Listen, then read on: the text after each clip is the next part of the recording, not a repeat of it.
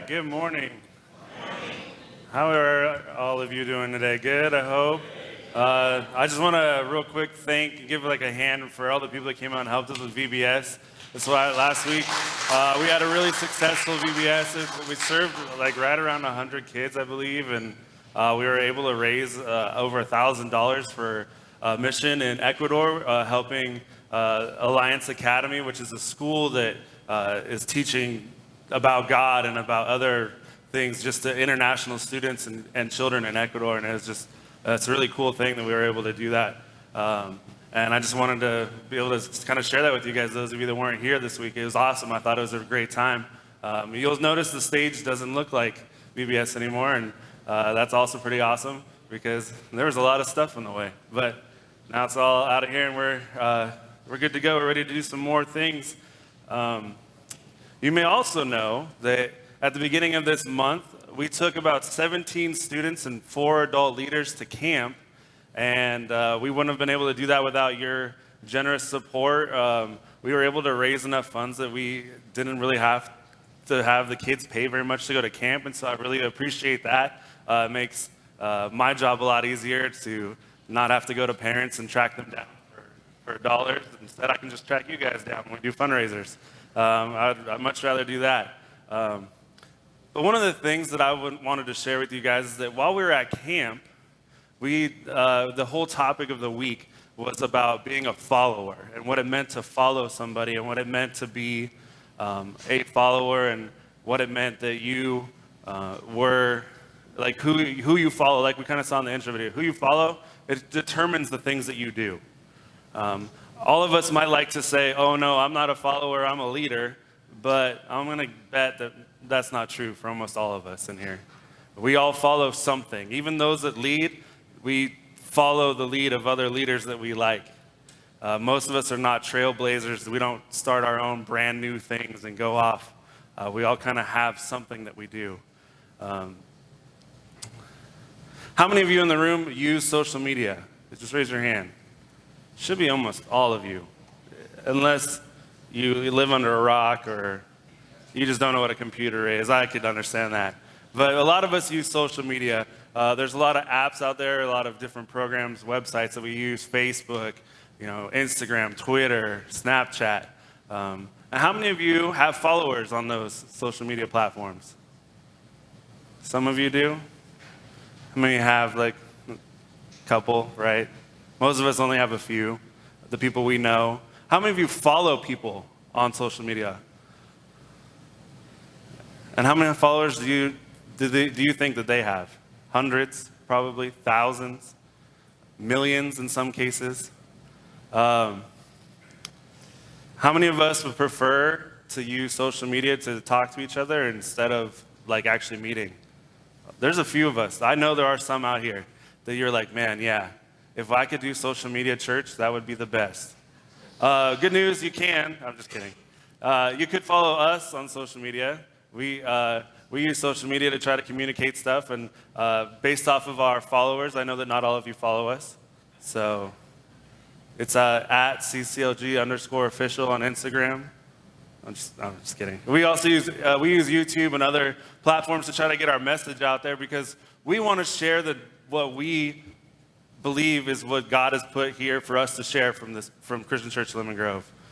We want to disseminate that information out in the world, and we hope that you would use that information as well.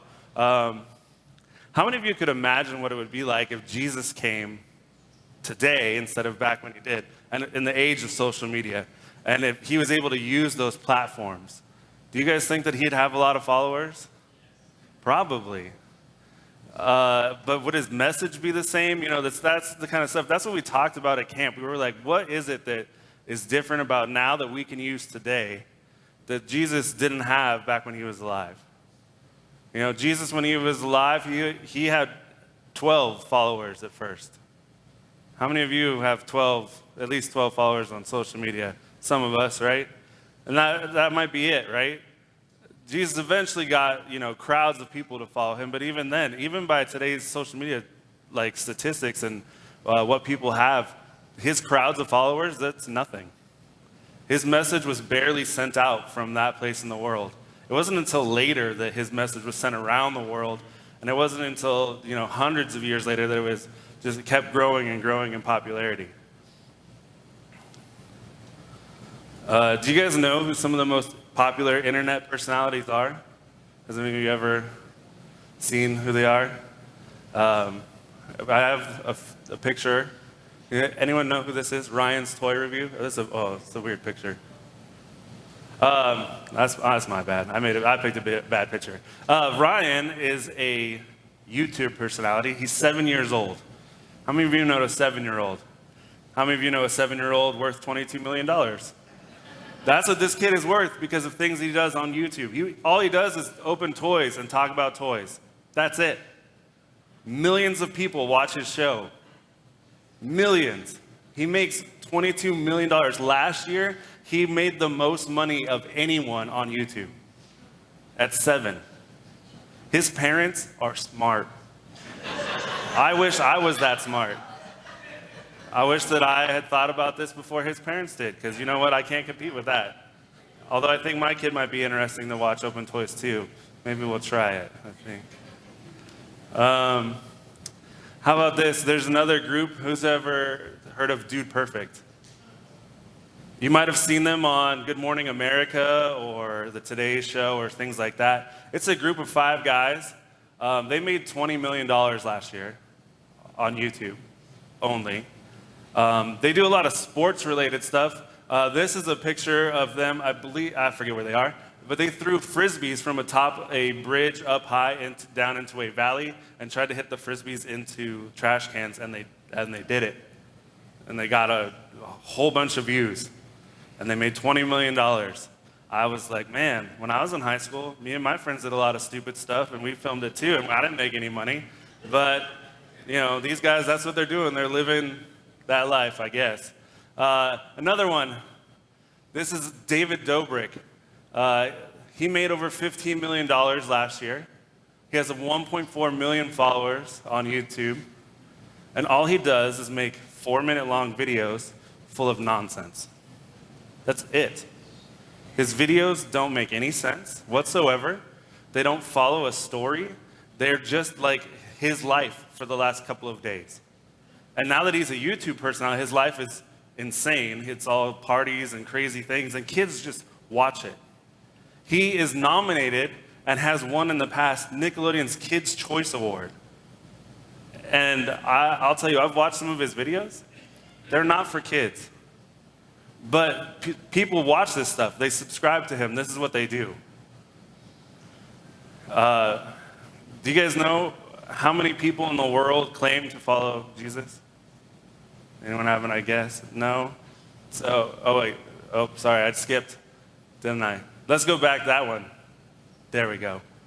So Christianity is at the top for most followers in the world at 2.1 billion people. Now there's about, 8 billion people I think it is right now on the planet. So that's not that's a good portion of people, 2.1 billion. But one of the things that I thought was really interesting is that on Instagram, you guys know what a hashtag is? Anyone? If you're confused, a hashtag is where you put, the pound sign in front of a word, and then it tags into a global community of conversation. And I know that's very confusing for some of you, but that's what a hashtag is. It's like a way to connect people over the things that they post on the internet. So I found the top, I think it's 10. These are kind of hard to see, but the top 10 Instagram hashtags. Number 1, I thought this was really encouraging. Number 1 is actually love. And it has an overwhelming amount of hashtags used for love. I thought in this, in our day and age, in this, society that we live in, that's kind of reassuring to me that love is the thing that people are trying to share and talk about the most. There's other things. There's happy, there's beautiful. There's there's like one that's called like for like. That just means if you like my post, I'll like your post so that we can all get more popular on social media. I'm going to start using that one, so if you guys like my posts, I'll like your posts. But where would you guess that Jesus ranks on this list? I was looking through the top I forget what it was, 800 posts, hashtags. Where would you guess? If you had to guess that Jesus is on this list. So if we go to the next one, I hope that's the right one. That's church.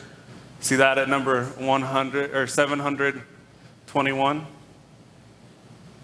And then if we go to the next one, it's got Jesus.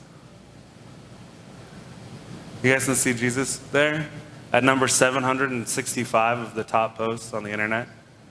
There's only 18.72 million people talking about Jesus on the internet with the hashtag. Like I said, the hashtag is used to create a global conversation. That's it, 18.72 million. That's a huge difference from that 2.1 billion people who say that they follow Jesus, want to talk about Jesus, want to know about Jesus. But 18.72 million, that's not very much in the grand scheme of the internet. One of the things that we talked about while we were at camp that I thought was really cool is we have the opportunity, each one of us, you can all sign up, it's free to get social media, and the hashtag Jesus all you want. You can start a conversation, you can share things about Jesus, you can put it out there into the internet so that people learn, so that people can see it. Every time you hashtag, like I said, it creates a global conversation. That gets shared to everyone who wants to follow and see that. You have the opportunity that you could do it. If you don't understand how, those things work, that's okay. I know that Instagram is one of the simplest programs out there. All you do is you post pictures and write words, and then that's it. And then that's how people want to communicate these days. That's how people try to talk to each other. We learned also at camp that, to follow Jesus, it's a lot more. It takes a lot more than an Instagram hashtag.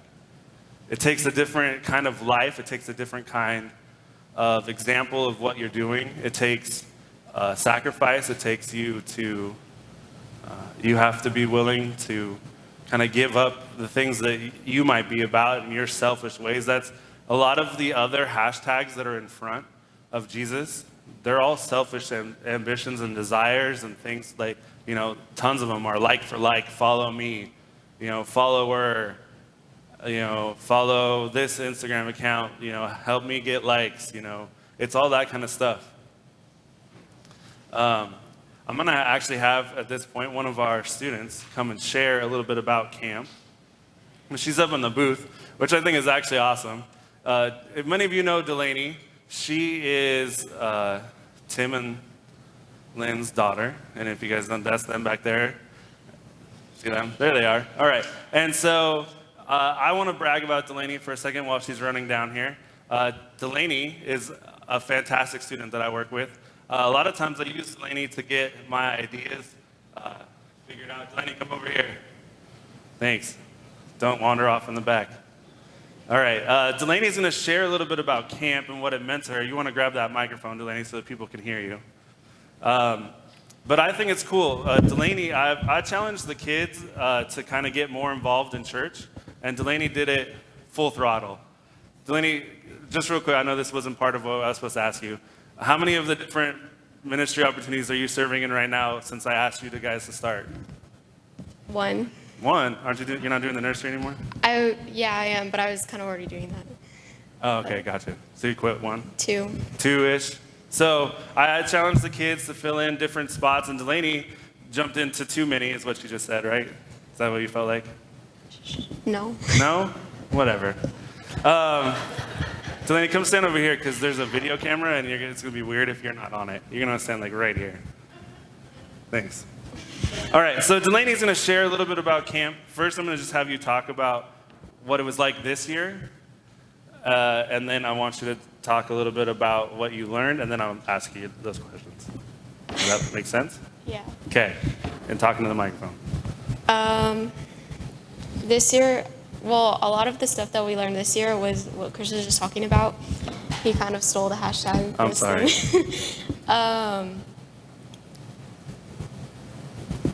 Sorry, I thought I was getting questions. You are, later. What did you learn? What was the big thing? The main thing we learned was Was what? Was like deciding who you're following. Yeah. Deciding who you're following, right? For what? Like who you're following in life, and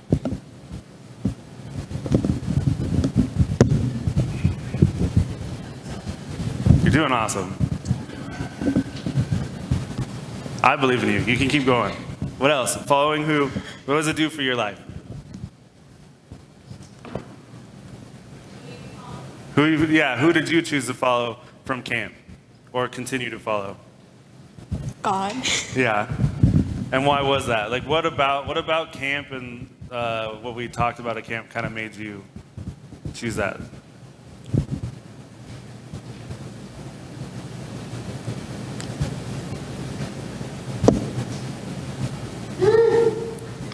Your dad says you got it. Do you want to move on? All right, we'll move on. That's all right. Everyone clap for Delaney real quick. Come here. You're not all the way done. You have your pictures to show. You want to talk about your pictures? No? Man. Ruining my sermon illustration, Delaney. It's all right. Thank you, Delaney. So, what I was going to have Delaney talk about was that we went to camp and they all had different opportunities to be in dorms and to connect with different students that they aren't necessarily always going to connect to. Different students from other churches. They got to hear different points of views from their different leaders. One of the things that I thought was really awesome that we did at camp this year was we split, so we always do this, we split the boys and the girls for one day of senior camp, and the girls go and do, I have no idea what, because Delaney wouldn't share it, and the boys, we went off and we talked about what it means to be a man who's worth following. And so we talked about how in Jesus' time when he went, we all kind of know that story of when Jesus called the first disciples when they were fishermen. It's always kind of looked at as this like really interesting story where Jesus is walking along the shore and he's like, hey, Simon and, I just forgot the other name. Sorry. So, but he's talking to Simon and his brother, and he's like, hey, come and follow me. And they just do. And then he goes and he's talking to John and James, and he's like, hey, come and follow me. And they just do. What we talked about at camp, which I thought was really interesting, was that we actually talked about what it was like for Jewish boys as they grew up, is that they went to school from about the age of 7 until they got kicked out. They didn't really get to choose if they wanted to drop out or any of those kinds of things. They all had to go to school, and they had to learn the Torah, the Bible, the first 5 books. They had to memorize it word for word. And as soon as they could do that, then they got to go to the next part of schooling, which was to learn what the prophets had said. And if they could do that, they got to go to the next part of school, which is they needed to start to learn what some of the rabbis in the area were going to say and how they were going to interpret the Bible. And so one of the things that would happen is that these boys would go to school and they would get kicked out of school if they couldn't complete the task. And they would say, you know what, you're not very good at this. You're going to need to go back to your parents and figure out how you can help them with whatever it is they do. And so for those 4 boys that were fishermen, they had been kicked out of school. It meant that they weren't very bright according to the teachers of the Jewish time. And so when Jesus came along and he was a rabbi, and he would have been well known as a rabbi at that point in his life, and he said, come and follow me, the reason they dropped their nets and followed him was because it was the opportunity of a lifetime. Rabbis did not come around and pick up the students who had been kicked out of school. They only went after the brightest and the best students. They wanted to be able to find students who could continuously tell their version of Judaism to the world. They wanted people who could articulate exactly what the rabbi thought about everything. And so that they could amass followers and they could become more and more popular. And so that's what they looked for. They looked always for the brightest and smartest kids. And those kids that were fishing, they were not the brightest and smartest kids. But Jesus went around and Jesus knew that if he picked people who were just like everybody else, people would actually listen to them. How many of you have ever played the game Simon Says? We're going to play really quick. So if you're ready, stand up. You're out, you're out, you're out, you're out, you're out. Man, you guys are really bad at this game. All right. Now we're going to play for real. Simon says stand up. There we go. All right. Simon says put your hands on your head. Simon says put your hands on your shoulders. Simon says dance like a monkey. Oh, some of you are doing it. This is awesome. Go ahead and stop doing that. This is the best. All right. Simon says, that's enough. Sit down. I'm sorry I made you do that. So that's a common children's game. I'm really glad you guys did that. That was a lot of fun. Will told me I wasn't supposed to do that, and I did it anyways. So it's a common children's game that, we've all played at some point. I work at a school, and a lot of times when it's rainy or things like that, and we have the kids inside, we'll play Simon Says so that there's something to do. And the reason that we play games like that is because we want people to follow directions. It's a tool that we use to teach people how to listen and to do things. And in a game setting, like how you all danced like monkeys, which was awesome, you do silly things, but you follow the directions. Jesus wanted to tell his disciples certain things, and he did this through just 4 guys kind of wrote down what happened, and you guys all know those are called the Gospels. Matthew, Mark, Luke, and John each wrote their own Gospels. We're going to look into the Gospel of John today, and we're going to talk about some of the things that John saw, and we're going to start in John chapter 20, verses 30 and 31. So this says that Jesus performed many other signs in the presence of his disciples, which are not recorded in this book. But these are written that you may believe that Jesus is the Messiah, the Son of God, and that by believing you may have life in his name. Now, what's the first thing that you think of when you read this? How many of you, this is like a common thing you've read before? Doesn't it kind of make your imagination go a little crazy? Mine does. John basically just wrote that there's a whole bunch of stuff that Jesus did, and he's not going to tell you about it. He's like, you know what? I told you some stuff. It was good enough. I'm not going to tell you about the other cool things that Jesus did. I keep thinking, what did he do? What are the things that you didn't want to write down that Jesus did? Were there like way cooler miracles that you didn't write about? Were there things, did he heal people? Like, who is he healing? Why is he healing them? Did he bring other people back from the dead? We don't know. The disciples got to see these things, and we don't get to know what it is. It's not recorded. John's point, though, is not that we don't get to see what Jesus did. He's trying to remind us that even though we don't have all of the knowledge of everything that Jesus did while he was on earth, it says that there's a reason for what we do have. In verse 31, he said, but these things are written so that you may continue to believe that Jesus is the Messiah, the Son of God. And that by believing in him, you will have life by the power of his name. What John and the other authors of the Gospels did write about Jesus, they wrote so that we would learn enough so that we could believe in him and make our choice to follow him. They knew what they were doing. They wanted it to be easy for us to see what it was like to be a disciple of Jesus. They wanted us to follow him with our whole lives. Now, if I'm being honest, I'm very curious about the things they didn't write. But when I read this, it makes me more curious to go back and look at the things that they did write down. What was it that they thought was so important that we needed to know when they wrote it down? How many of you have ever watched a movie and it has the part where it says, there's a scene where it says 3 years earlier, and then it shows you, a flashback.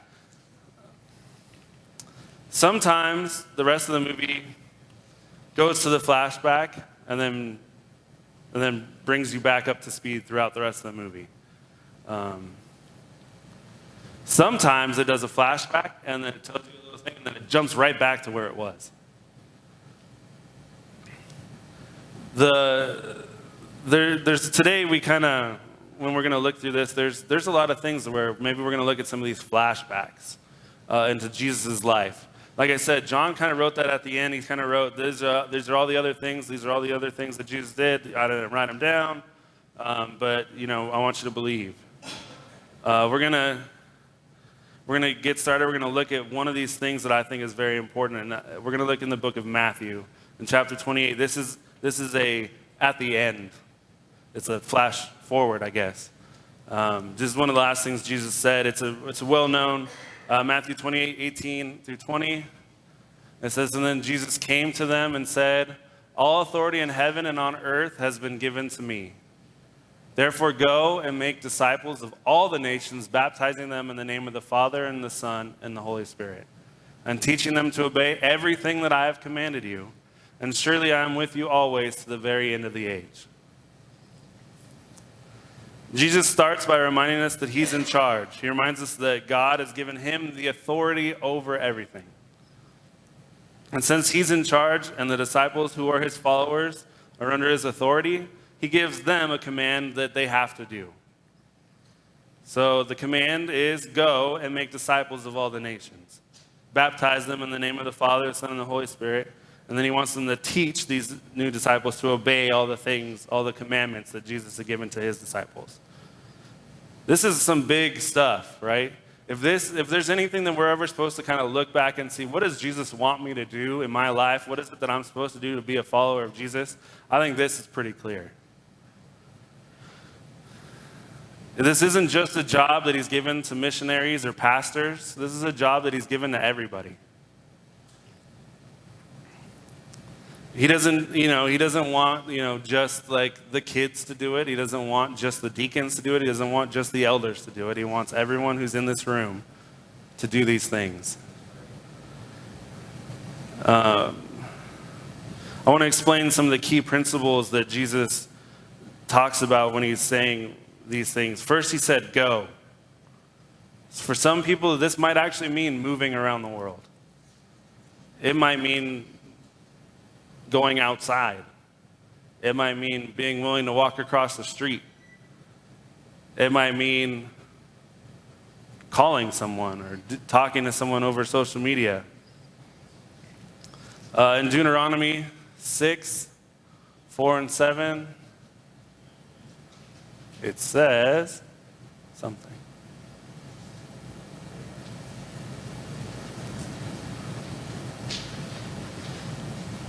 Delaney, or do we have Deuteronomy? I want to try to read what it says there because a lot of times I write down the wrong thing from what it says. All right, so it says, hear, O Israel, the Lord our God, the Lord is one. Love the Lord your God with all your heart and with all your soul and with all your strength. These commandments that I have given to you today are to be on your hearts, and press them onto your children. Talk about them when you sit at home and when you walk along the road and when you lie down and when you get up.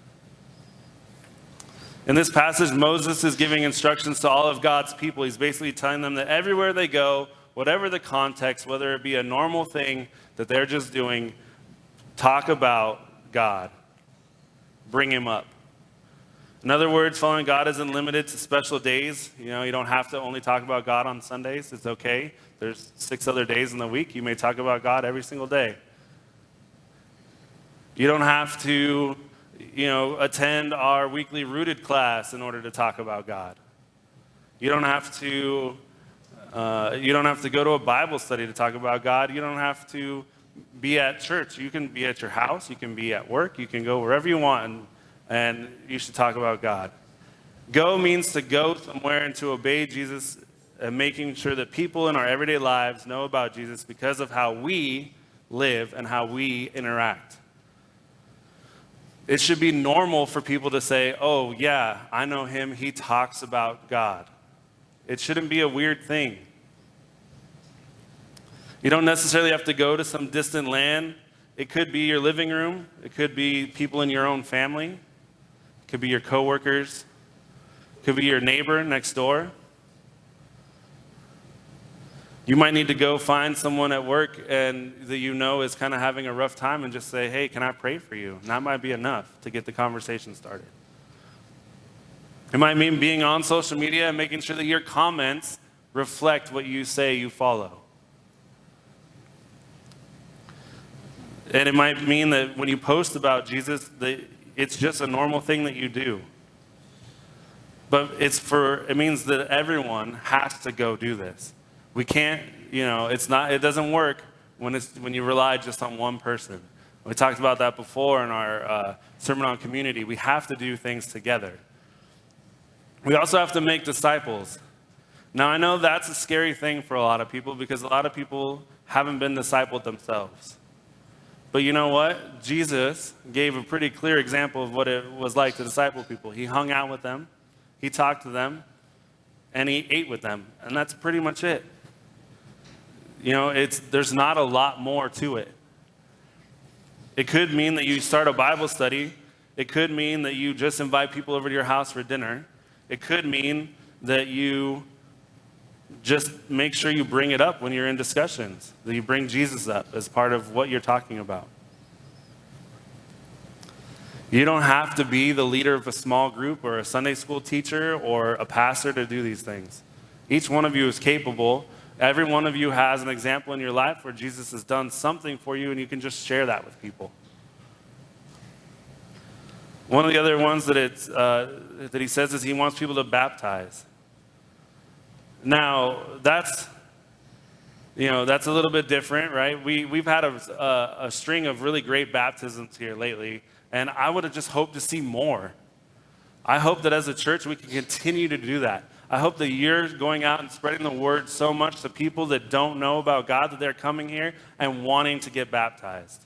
For those of you that don't know, we baptize people whenever you want to be baptized. If you know someone that wants to be baptized, we'll baptize them. In the last month, I believe we had over 9 baptisms. That's amazing. But before that, there was a dry spell, right? There weren't as many people. But it's all about who we invite, who we interact with, and how we interact with them. Could you imagine how awesome it would be even if we just saw a whole bunch of junior high students just come through and get baptized? I think that would be great. But it doesn't have to be kids. It can be anyone that you know.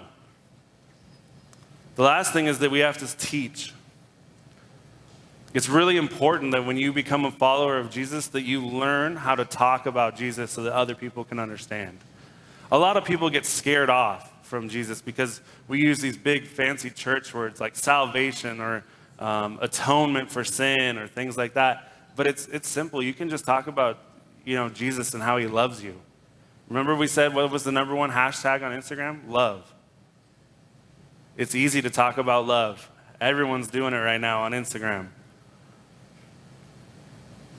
We can bring up love. We can talk about how God loves people. We can talk about how we as representatives of Christ love other people. It's easy. There are Bible apps that you can download on your phone that will give you ways to teach people about God. You don't have to have some master's degree or be well studied.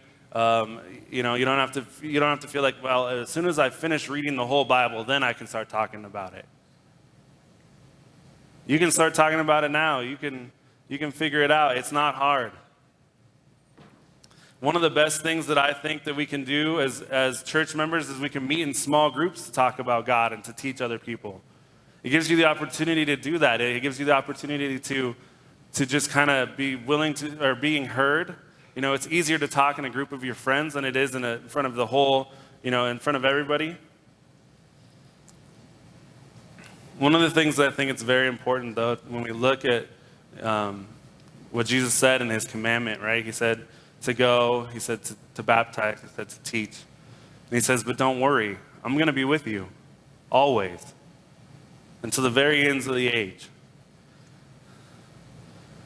You got to remember that when you go out and when you're baptizing, when you're teaching, you're not doing it alone. God is with you. Jesus wants to be a part of your life so much, like I said, that the words that just flow out of your mouth are about him. You can go find other people in church. Look to your left and your right. They'll help you. We have, Will's a fantastic pastor. He's willing to meet with people all the time to talk about this stuff. He tells me sometimes that he's like sad that he doesn't have more people coming in to ask him things like that. And I just kind of hope like maybe that's what you need. If you need to talk to someone, he's not here this week, so don't do it this week because it's me. But next week when he comes back, schedule time to meet with him. I'm just kidding. If you want to meet with me this week, I would like that too. But my office is very messy, so just know that going in. And if you have any questions about how messy it is, ask Nancy. She'll tell you. But we have the Son of God helping us along the way. We have the ability to use Jesus in our lives. It's all about who are we following, right? The intro video talked about your life looks like the people that you follow. And so if you're on social media or you're just in general life, the people that you follow, that's what your life looks like to other people. It doesn't look like what you think it does always. Like you might say, oh, I go to church and this. I bet you some of you have friends who don't know that you go to church. I know that I have friends who probably don't know that I go to church, and I think that's weird because I work here, but there are definitely people that are follow me on social media that might not know. And that's something I want to work on to change. And I would encourage you to become so saturated with Jesus that you can't help it. It just kind of pours out of you. We're going to finish up now. We're going to sing a hymn, which I hope a lot of you should know.